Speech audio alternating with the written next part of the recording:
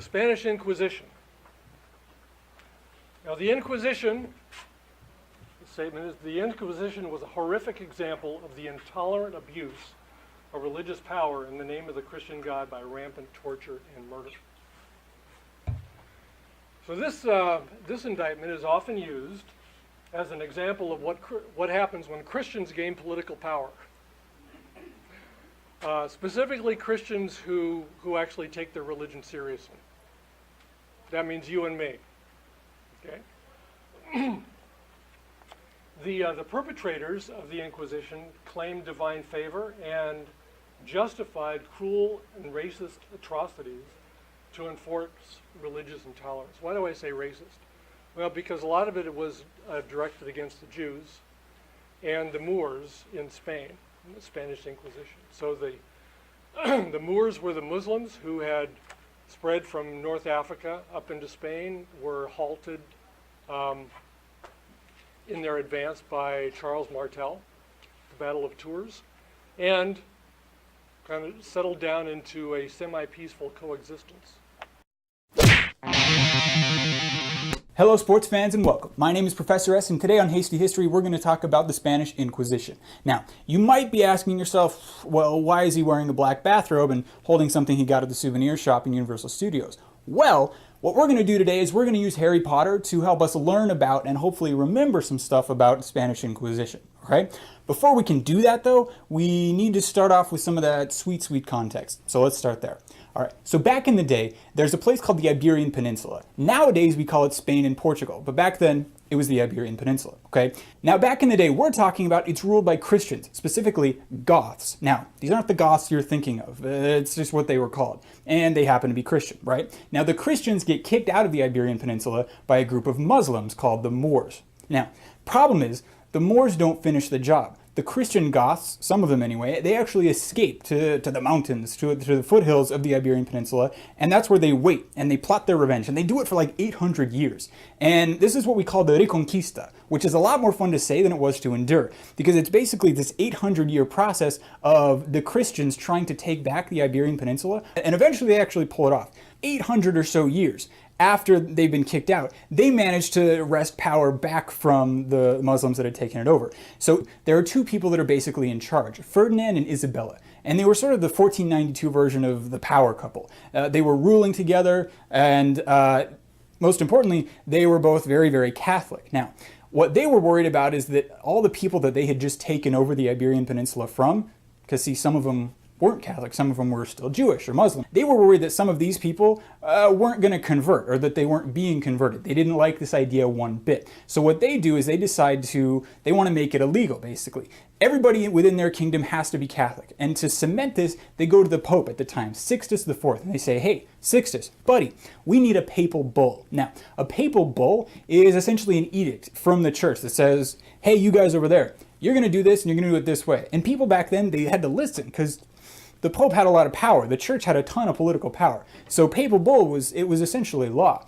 So they get a papal bull that says it's illegal not to be Catholic, right? And they're still worried. They're still paranoid that there might be people within their kingdom that aren't totally Catholic, that might be practicing religions other than Catholicism behind closed doors. So they start an investigation. See, Inquisition and investigation, they're the same thing, just different words. They start an investigation and they start grabbing people who they think might not be totally Catholic. They pull them in front of tribunals, which are sort of like councils or almost juries, right? They pull them in front of tribunals and they make them, state their case and prove that they're Catholic. And what they do is it's presided over by a council called the Council of Suprema. And so what they do is they sort of question people and they make them prove that they're Catholic. And if you didn't pass the test, or if you were convicted of being not Catholic or of a witch or any of the other stuff that they were investigating at the time, you got tortured. Now, the Spanish Inquisition gets a really bad rap for all the torture and murder it did. And believe me, it was not a great thing. However, there wasn't quite as much torture that went on as some people seem to think, or as pop culture seems to think that there was. Now, that's not to say there was no torture, because there was. Most popular was the rack, and they actually even had some other stuff, like an early form of waterboarding too. So the Inquisition goes on for quite a while. In fact, between 1480 and 1530, people are getting tried right and left by these tribunals for being secretly not a Catholic. and the tribunals end up executing about 2,000 people. The Inquisition sort of loses some power. It goes in and out for the next couple hundred years. It's around the 1700s, when the Enlightenment really starts to kick on, that people start really kind of wondering if this is the way to go. The Enlightenment thinkers come out against the Inquisition and say, hey, this isn't how we do things nowadays. This isn't how people do this in a civilized society. Maybe we should stop. The real nail in the coffin of the Inquisition, though, is when Napoleon starts doing his thing in Europe. He actually appoints his brother, Joseph Bonaparte, to be king of Spain. And Joseph Bonaparte just does away with the Inquisition altogether. So at the end of the day, and over the life of the whole Spanish Inquisition, the tribunals processed about 150,000 people, and between 3,000 and 5,000 of those were actually executed. So, not a great time to be not a Catholic. Now, the Inquisition does come back once or twice over the years after the Enlightenment and after Joseph Bonaparte, but it never really ramps up to its like it was before, right? And eventually in 1834, it gets abolished altogether and is carried off into the Forbidden Forest by a centaur. That sounds right. And that's all there is to the Spanish Inquisition. This has been Hasty History. I've been Professor S, and you guys, stay hasty, my friends. Okay, the Spanish Inquisition was bad. Yeah, I think we can agree. However, there was more going on than meets the eye. It was largely political, with a religious component to it. I think the important thing to understand is that it's not justified by any biblical doctrine. And we could find ample evidence for that in the scriptures. What would Jesus do? Not this. Okay. And even though it was cruel and atrocious, what was being done for the religious Inquisition was really not much different from what the secular legal practice was in the rest of Europe. So it was consistent with that. So knowing a little bit more about what happened in the Spanish Inquisition, these questions again. So do you think it was motivated by any positive biblical ideas? What non-Christian ideas and practices were also involved, and what parallel modern examples may come to mind of something similar? And so it made me think, well, are there any things that going on today that may be considered similar in terms of coercing a way to think and a way to behave?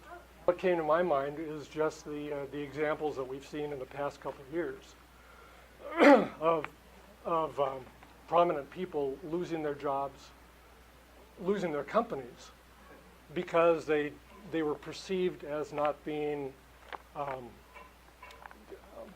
conforming enough to the right doctrine. So, examples. Papa John of the Papa John's Pizza. He was kicked out of his company because of comments over the national anthem controversy in the NFL. Brandon Ike, the CEO of Mozilla, he donated $1,000 to support California Proposition 8 in 2008. Somebody found out about it last year. He was forced out of his company. Kevin Cochran, the fire chief of Atlanta, he wrote a book for his church on sexuality and adultery, promoting Christian sexual ethics. Somebody found out about it. He lost his job as fire chief. I think he filed a lawsuit and it's been since reinstated. But these are just a few examples that you see on a really regular basis of somebody saying the wrong thing, even 10, 20 years ago, being brought up very much like an inquisition and then being punished for it.